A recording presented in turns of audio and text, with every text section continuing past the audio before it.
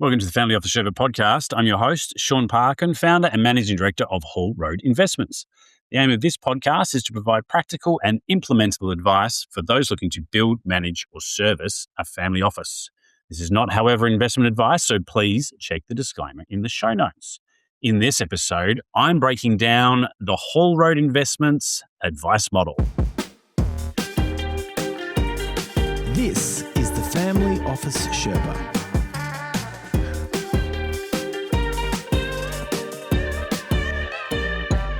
So you'll have to forgive me for being a little self-serving on this one, but I thought because I get a lot of questions, I would wrap it up into a little package in the podcast to basically show or to provide information around what Whole Road does. And this can be helpful for family offices and advisors and things like that are interested in sort of what a model like this is, what it's not, how it can be helpful, and potentially, where it's not helpful for others. Right. So most family offices don't wake up one day and say, you know what we need? We need an investment governance and infrastructure advisor.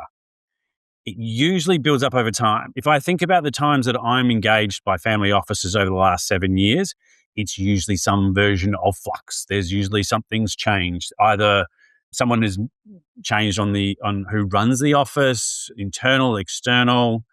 There's often some realization that there is a need for more process, more governance, more rigor around the reasons why the office is set up and how it's set up. And sometimes it's just, because they've received a liquidity event, or they've had a liquidity event, which is fantastic. But what often happens is they've gone from many years of head down, bum up and building a fantastic business and selling that business. And now they have a certain amount of liquidity and they need to make a decision around how they're going to invest that part. So first of all, there needs to be a purpose document or constitution or charter or some version of that in place nearly always before I get involved. Because that's really, like I've said many times, that's the most important part. Why are we doing this? What's this set up for? And then within that, there's usually a mention of, the investment office and how that's set up and the policy and things like that. So that's usually where I come in. It usually is built up, from over time. So sometimes they look at it and they got multiple advisors, multiple platforms. There's investments everywhere. It doesn't feel like it's joined up. There's reporting, but it's not clear. It's not consistent. It's not providing clarity and advice. They're getting opportunities for ideas from everywhere, either because, everyone has discovered their office or they are known for being deal makers or liking transactions or whatever it ends up being. But a lot of the time, what I find is that people have just gone, you know what? We just need to stop. We need to understand what we're trying to achieve. And I don't think we're doing it this way, right? A lot of the time, the decisions have been made internally, but without sort of, knowing what good looks like, to be honest, a lot of the time. So that's, a lot of the time, it's not really an investment problem. It's a setup problem. A lot of people don't need more managers. They don't need more ideas or more products. What they really need to do is step back and look at how is it actually working as a system. And that typically is where Whole Road comes in. So let's start. So what is Whole Road and what isn't Whole Road, right? What do I do and what don't I do? The easiest way to understand Whole Road is by understanding what I don't do or what the business doesn't do. We don't manage money.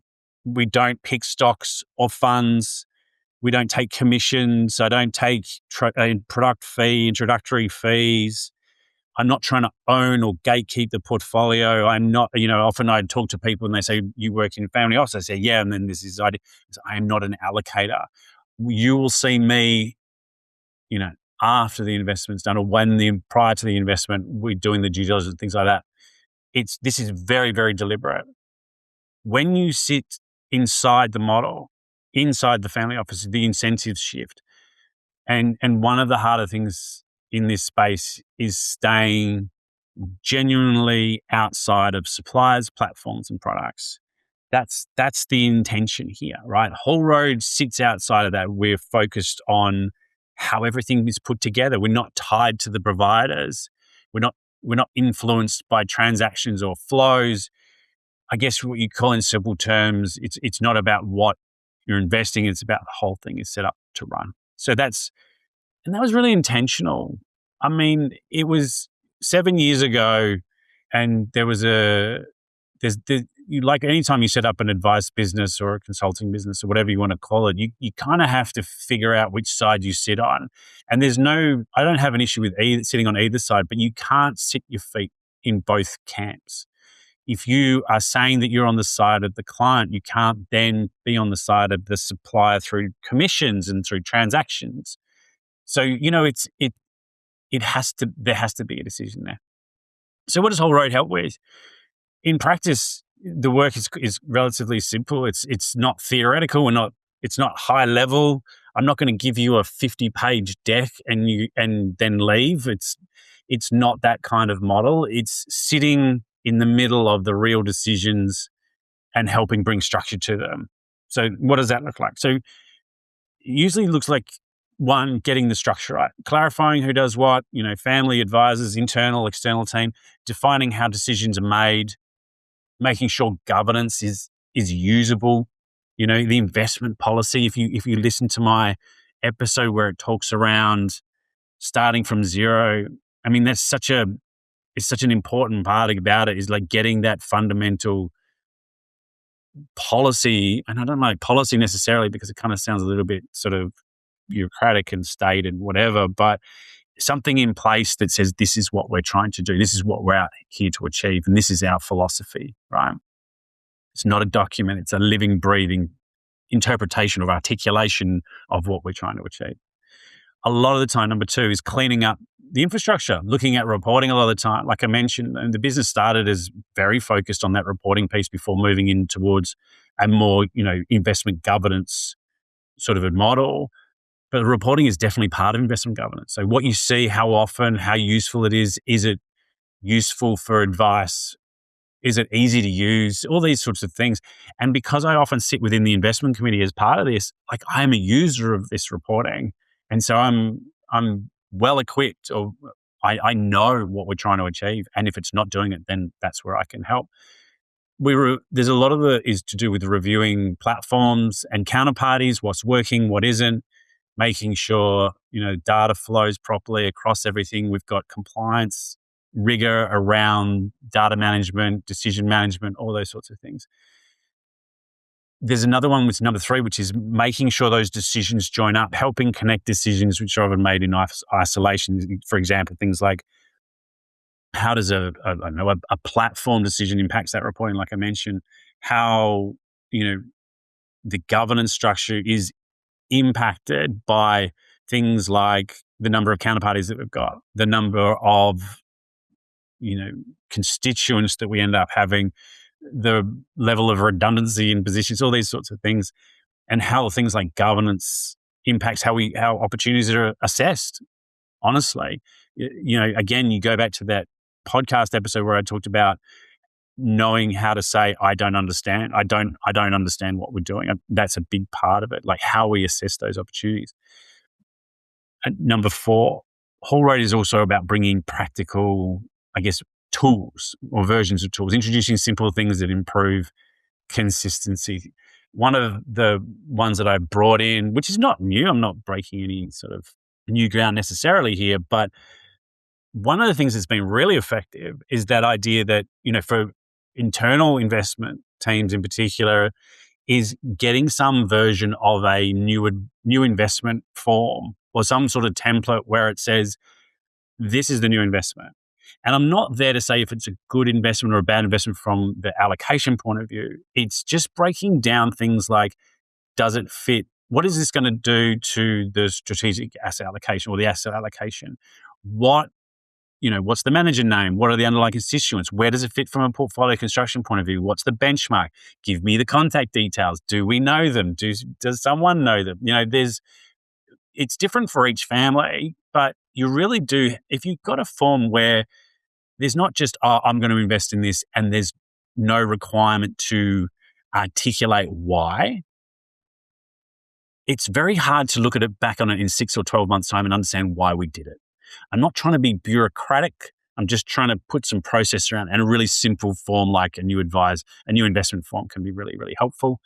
Other things around sort of tools that provide sort of clarity or visualization of our current data set that might not require a heavy lift in terms of reporting. All these sorts of things. I'm really tasked with being at the pointy end of that technology and things like that, but also just being that person that can say, I know what good looks like. I've seen what good looks like. We're not looking for complexity here. We're looking for tools that are actually going to get used. I don't want to add bureaucracy. I don't want to add, we're going to have to meeting about a meeting about a meeting. Like I said, we're bringing practicality in here. So how does this work on a day-to-day basis? It isn't a one-off project where a report sort of gets written and then dumped, and then you go ahead and they go, yep, we will. Because I found that if I did that, you would talk to them a year later and you'd say, well, how's that going? And say, well, we haven't had the capacity, or we just haven't got around to it, or we need someone internally to drive it. We haven't got that person. So that's what I'm there, like working alongside the office as things happen. Like that's what I found as being the most impactful version of whole road investments, which is I either sit in an investment committee, which is good because there's a governance structure there embedded. Like I am tasked with being that person. That allows me to talk through platform and custody decisions, helping think through new opportunities, like I said, using that form, or at least sort of saying, I don't understand, or at least saying, just we need to articulate why we're doing things.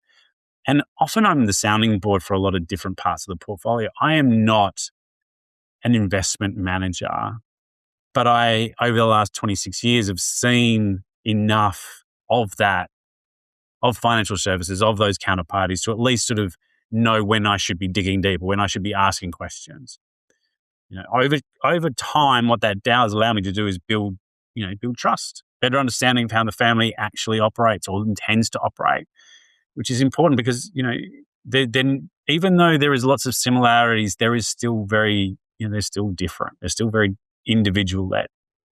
So why does this model exist? Why does this whole road investments model exist? Because it for a lot of people, it sounds like, well, isn't that what our wealth manager is there for? Isn't that what our internal staff is there for? Isn't that what our professional services or those counterparties? I would say the reason why the whole road investments model exists is it came from experience, seeing there's a lot of different portfolios, a lot of different structures, and how often the same issues sort of pop up. It wasn't necessarily like which manager performed better or which product was used or whatever. It was more around sort of how you set up and how much that drove the outcome. Like I said at the beginning, it was around investment reporting. But what I found was you'd see the investment policy, you'd see the return expectation, the philosophy, the counterparties, the constituents. And what it lacked, well, I think the white space out there, which is what Whole Road fills, is that idea that someone that it's independent of the advice and supply chain, independent of the family, and ultimately independent of the office itself, can be there as this sort of critical friend person. So that's why it came up. It's not a great revenue model. The amount of people sort of said, well, why don't you look at other revenue streams like transactions and commissions and things like that? And honestly, I have no issue with that model, but I think this model, whilst not revenue heavy, it's good revenue. It's relatively scalable to a certain degree.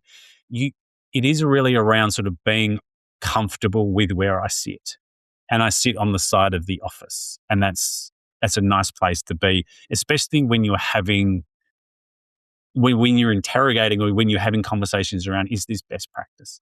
So the model, there's a couple of paths that it can take, but it's hard to build a business this way, but I've made that choice. Like I said, there's easier revenue models, but I've made this choice. So the model tries to avoid that. There's the lack of commission and fees really does allow me to sit external to that. So what is the role that Whole Road plays within the family office? Over time, it's an extra layer of thinking across the investment function a lot of the time. Some people call me the sort of more the family office specialist or investment governance specialist or whatever that ends up being.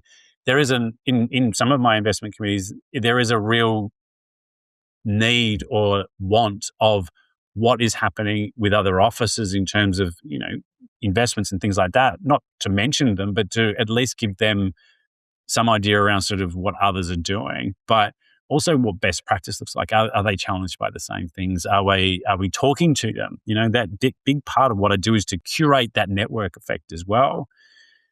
The best way to look at it, me or the firm, a lot of the time is a fractional layer. Like I love taking capacity where capacity is unavailable for internal staff. A lot of the time I have the time because that's the only thing that I do. I'm not the CFO. I'm not the CIO. I'm not the CEO. I'm not doing anything other than this. So this is why I like it. And what do clients get out of it? At the end of the day, the outcomes are relatively straightforward. They get a fractional person that could sit with them over a period of time, or sits within in the investment committee and has experience, but doesn't require to be employed full time and can dip in and out when things get less busy or more busy or less complex, or whatever it ends up being. Is that flexible fractional person. There's better visibility, I think, and better clarity when someone can come in and look at it from an external point of view. And really, it's just someone that can be that critical friend, as I've mentioned previously. It's being able to sort of say, I don't understand why we're doing it, without the fear or concern that I might miss out on revenue because of the transaction, or it might be an employment decision or whatever. It's I work for myself. I really enjoy working for myself. That's the benefit, I think. So the simple way to look at to think about it is, Whole Road helps with building that structure. We stay close enough to make sure it actually gets done, and that's really what I'm there for. So hopefully that clears it up for a few people, and if you're thinking about what Whole Road might potentially help with your clients or your family office, I'm really happy to have that conversation. It's not for everybody in terms of, some people are very happy not to have that sort of level of governance and decision-making and process. But if you think, well, we at least just want to have that conversation around what it might look like, then feel free to email me. So Shaun, SHAUN, @wholroad.com.au. Message me on LinkedIn. If you want more information, obviously there's the newsletter that goes out every 2 weeks. And that's been going for 7 years, and people still seem to enjoy that. It's pretty simple. It's mostly links and things like that, but it really is a curated list of interesting things that's happened over the last fortnight. So if you're interested in getting more information there, go to wholroad.com.au. Until next time, thanks for listening.